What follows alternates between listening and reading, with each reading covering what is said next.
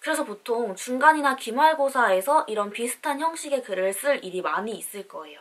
감상문이나 비평문을 쓰는 꿀팁에 대해서 한번 얘기를 해볼게요. 그런데 만약에 가독성이 떨어지게 된다. 그러면 정말 그 글 읽기가 싫어지거든요. 이 글을 읽을 때 훨씬 편안하게 읽을 수 있기 때문에. 안녕하세요, 여러분. 벌써 3월이 됐어요. 이제 개학을 해서 대학생분들은 과제에 치여 살 때가 된 거죠.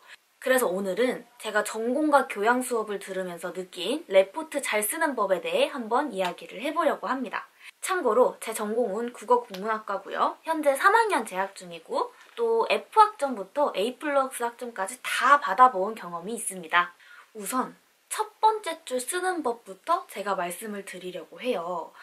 이거는 정말 저만의 꿀팁이라고 할 수도 있을 것 같아요. 뭐를 쓸지, 어떤 내용을 쓸지는 대충 윤곽이 잡혔는데 이름이랑 학번 쓰고 나서 그 첫 번째 줄을 못 쓰겠어요 하는 분들이 많이 계세요. 그럴 때 꿀팁을 한번 말씀을 드리자면 인용을 하는 겁니다.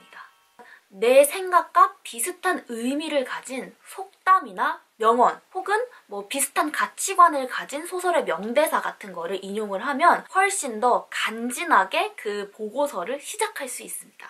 그럼 그때부터 약간 내 리포트에 대한 자신감이 생겨요.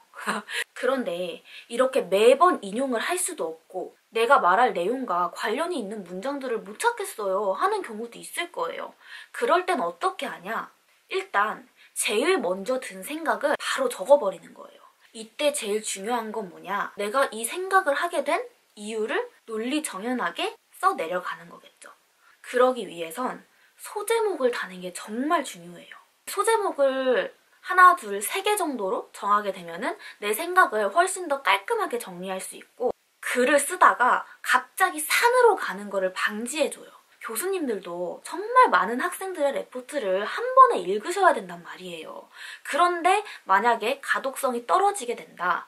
그러면 정말 그 글 읽기가 싫어지거든요.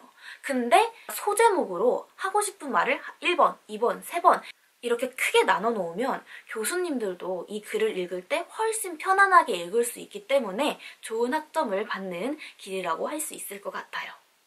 다음으로는 레포트 종류에 따른 작성 방법에 대해 한번 이야기를 해볼게요.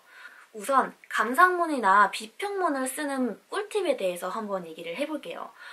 대학에 오면은 이런 글을 에세이라고 얘기를 하는데요. 에세이란 주제나 형식이 없는 정말 자유로운 글이라고 보면 될 것 같아요. 그런데 솔직히 아무런 형식이 없고 너 맘대로 해 라고 하는 게 제일 어려운 거 아시죠? 그냥 자유롭게 쓰면 돼 라고 했다고 해서 중고등학교 때 썼던 독후감 대회 글처럼 쓰면 절대 안 됩니다, 여러분. 줄거리로 분량은 잡아먹는 것은 정말 바보 같은 일이라고 보면 될 것 같아요. 제 생각에는 줄거리는 한 2~3줄 정도면 정말 충분하고요. 없어도 그렇게 지장을 주진 않는 것 같아요.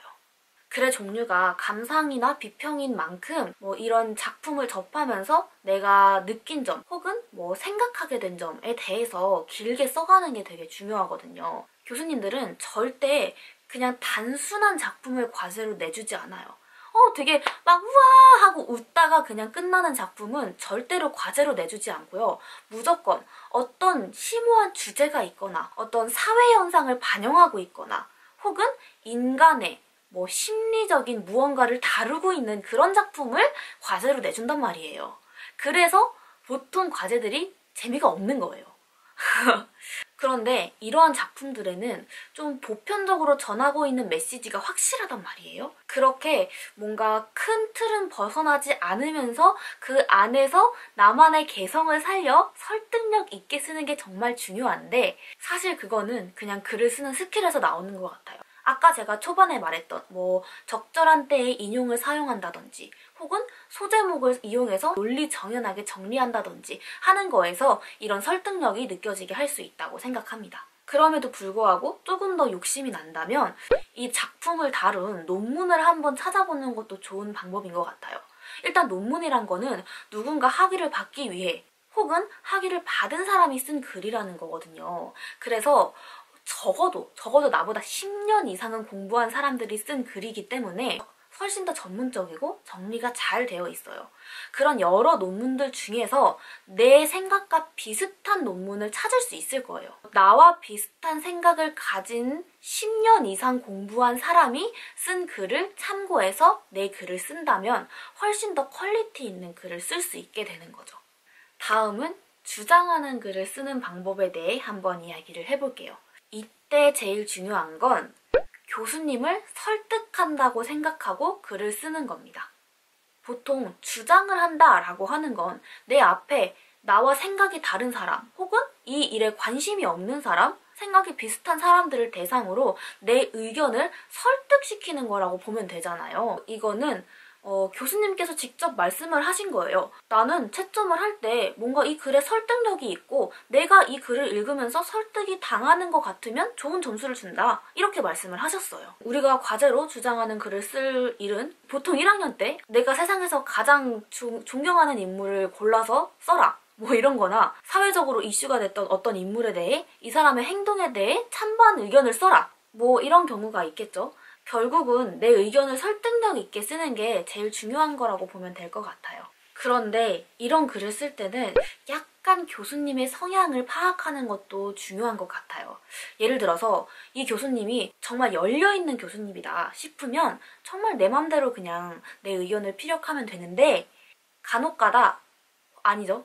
간혹가다가 아닌 것 같아요. 한 70% 이상의 교수님들은 뭔가 본인만의 성향을 갖고 계세요. 이미 30년, 20년 이상 공부를 하셨기 때문에 생각에 대한 확신이 있으시고 자부심을 갖고 계신단 말이에요.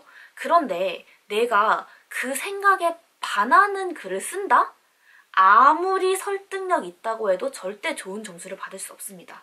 이런 교수님의 경우에는 그냥 교수님이 수업 시간에 했던 말을 잘 들어뒀다가 최대한 디테일하게 이해해서 그 의견을 마치 내 의견인 양 써내려가는 게 중요해요. 그렇게 썼는데 내가 뭐 좋은 점수를 받았다? 그러면 그게 뭐 완벽히 내 생각은 아닐지라도 그 교수님의 생각을 완벽히 이해했다는 뜻이니까 이 또한 되게 좋은 결과물이라고 볼 수 있을 것 같아요. 그리고 마지막으로 논문이나 수업 자료를 읽고 분석하는 글을 쓰는 방법에 대해 한번 이야기를 해볼게요. 교수님께서 이런 과제를 내주는 이유는 보통 학생들이 얼마나 공부를 했는지 보고 싶어서 내주는 경우가 대부분이에요. 그래서 보통 중간이나 기말고사에서 이런 비슷한 형식의 글을 쓸 일이 많이 있을 거예요. 이런 글을 쓸 때는 키워드 중심으로 두 갈식으로 쓰는 게 되게 중요한 것 같아요. 두 갈식이라고 하는 거는 일단 제일 중요한 문장을 앞에다 쓰는 거예요. 그러니까 결론부터 쓰는 거라고 보면 되겠죠. 제가 이 글을 쓸 때 제일 많이 했던 실수가 바로 이거예요.